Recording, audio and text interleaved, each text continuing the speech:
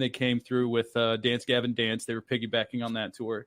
Mm-hmm. And then the next time they came through, they were by themselves. They played essentially a B level, venue, really, really small, maybe 250 cap.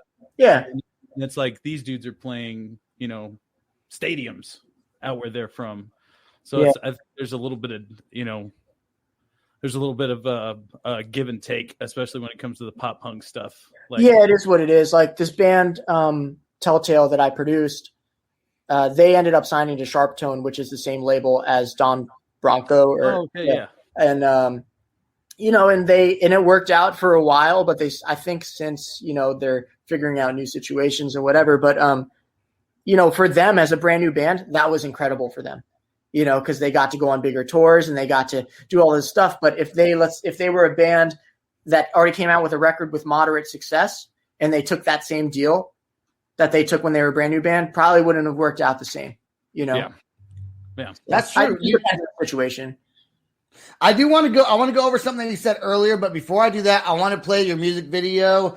And this song is called Anvil, right? Yeah. All right. And how long ago is this a newer song?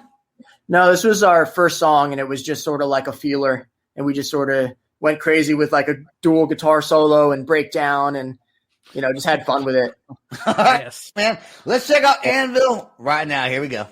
Dope.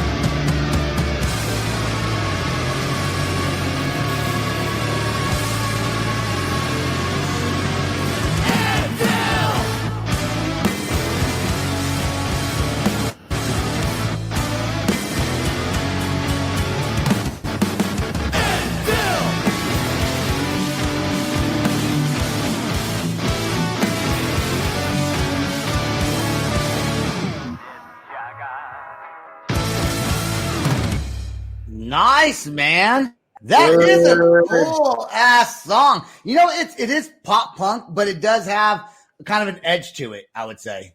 Yeah, I think like our new stuff is definitely way more edge than pop punk this time around. You know, I feel like I haven't watched that in so long and listened to that in so long. I feel like my voice is like so like creamy in that, you know, and I feel like the new stuff is just it's like dirty. Nice. Yeah, give me some Rise or Die Trying vibes. Almost. Oh yeah, I love For You're Strong. Hell yeah. Yeah, man. Nice. So you mentioned earlier, which is something I never would have ever thought about in my life. Mm. And I find it interesting that you said if a song gets famous on TikTok, okay? Yeah. So here's why that first I didn't used to, I have a TikTok now. I didn't used to have one. But what's crazy about that is a lot of these bands that are in their, let's say, mid to late 30s, that are new, they're local bands, they're still not, maybe they're just getting ready to start touring and stuff like that. They don't have a manager yet. I know one guy in particular I know who cringes at the name TikTok, right? Oh, yeah, for sure. But I think that as times are changing and as younger kids are on TikTok and platforms like that, I think it's important for bands to be on there to get recognition, because my daughter, she'll hear a song on the radio, like a rock song from like the 90s, and she'll sing the lyrics. I'm like, how do you know that song? Oh, she goes, that's famous on TikTok. I'm like, what? Yeah, it's weird. It's bizarre. I mean, it's also what's weird about TikTok is changing like the structure of music. Like songs are getting shorter, and it's like one verse, one chorus, one bridge, songs done. Yep. That's it. You know, because our attention spans are getting shorter because we watch stupid shit like TikTok. Well, the album format is kind of, you know, it's kind of like bands are moving away from the album, like the record format. They're going to EPs and singles and smaller collections of music, because it's like, man, people don't have time for a full record. Like, you know, Load just came out with a whole record of soundscapes. It was like, whoa. But that's, you know, songs are kind of maybe going that way too, where it's like, me only like 30 seconds. Right. Right. Yeah, it's just another platform. So there's going to be like TikTok singers and like all that stuff. Yeah. Like Jet Jag is a band, right? So we're still going to do like records and stuff. Yeah. But me also being like a producer, like when I do my solo stuff, I write like anti-producer stuff when it's like a minute-long song of just craziness. Yeah. You know? So there was a band on at one time when I first started this podcast. They had a song that was literally like 30 seconds long. And that was it. It was super cool. It was a band called Fastlane out of France. Yeah. Maybe it was a minute, but it was super short and it was fast. And you know what though? I wonder if songs are going to get shorter and shorter, just because of like social media. I think makes our attention spans a little bit shorter, because of like, you want to watch something fast, quick, and then be done with it and move on to the next thing. Totally. I mean, that's also why like I saw Smash Mouth once and they played All-Star or whatever. They played that 2 times, you know. So like, you're going to hear CD that I ever bought was Smash Mouth. Yeah, you know, it was Shrek was there, like it was awesome. They played like a county fair. It was free. It's not like awesome. Go see Smash Even Mouth. better. Yeah. Your first CD was Smash Mouth? Yeah, dude. Astro Hotel.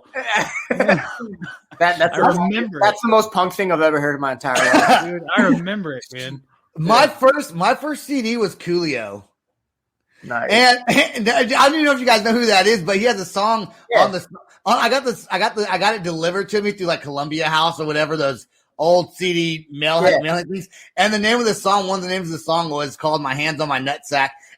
The CD away. She goes, "No, you're not listening to this right now." Oh yeah. Yeah, I think my first was like a Linkin Park CD or some 41 or something like that. I love some 41, man. Yeah. Nice. Yeah, so I got two right here. Oh, nice, dude.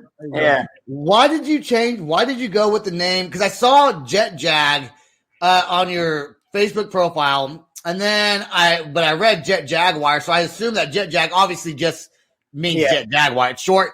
Did you find yourself people were just calling you short name Jet Jag? Is that the reason why the switch happened? Well, like we called ourselves Jet Jag, like JJ, Jet Jag. And then there's a bunch of other Jet Jaguar bands. So it's like we either got to go kill them or we got to change our name. Like that's the options. Again, we bring up the band murder.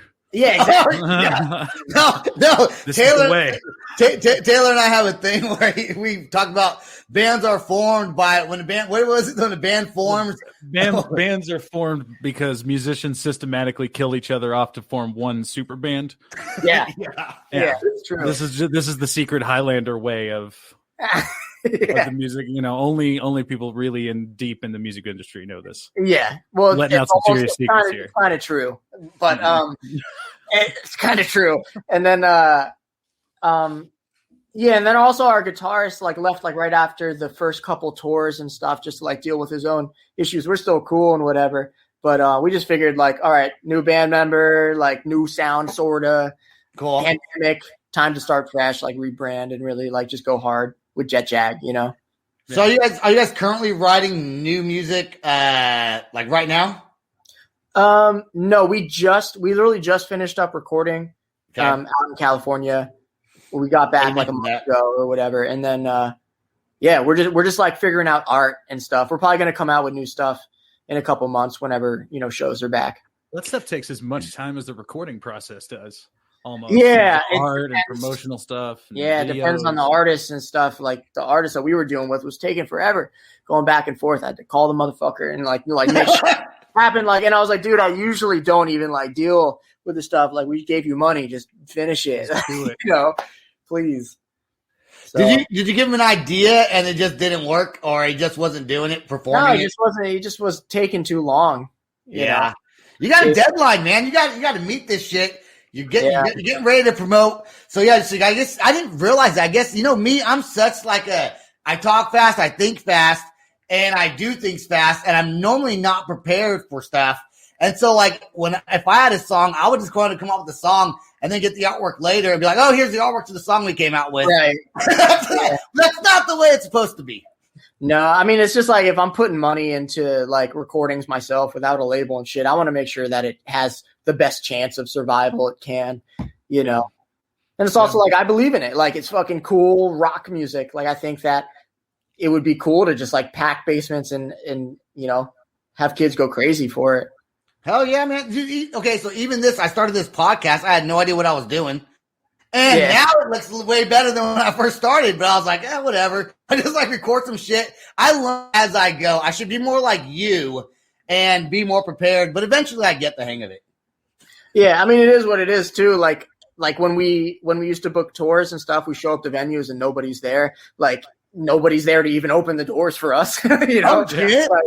Oh, you're here early? Gross. Yeah, exactly. Exactly. No one's there. No one's even there. The thing got canceled, or you're just too early. Oh no! Somebody, there was a miscommunication error, and I wasn't following up with shit. And there's no show. We drive 8 hours and there's no show. Or we drive 10 hours, we get paid $13. Shit like that. It's just dang. So you learned also. You do it for the love of music, right? But at the same time, you got to fucking feed your face, Yeah. Yeah. Has that ever happened to you, Taylor? You ever showed up anywhere and no one was there? Man, I mean, I do remember playing, going to actually North Carolina one time, and we showed up at this biker bar, and it wasn't that the show was canceled. It was that this biker group that was there that night decided that there just wasn't going to be a show. Yeah, they were just we're just doing karaoke. What town do you remember? Was it Fayetteville?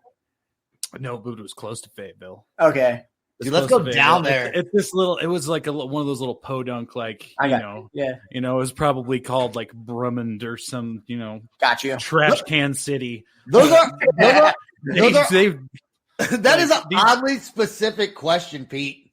That is an oddly specific question. There's a venue down there that I'm friends with, and they are in town, and they have rough situations.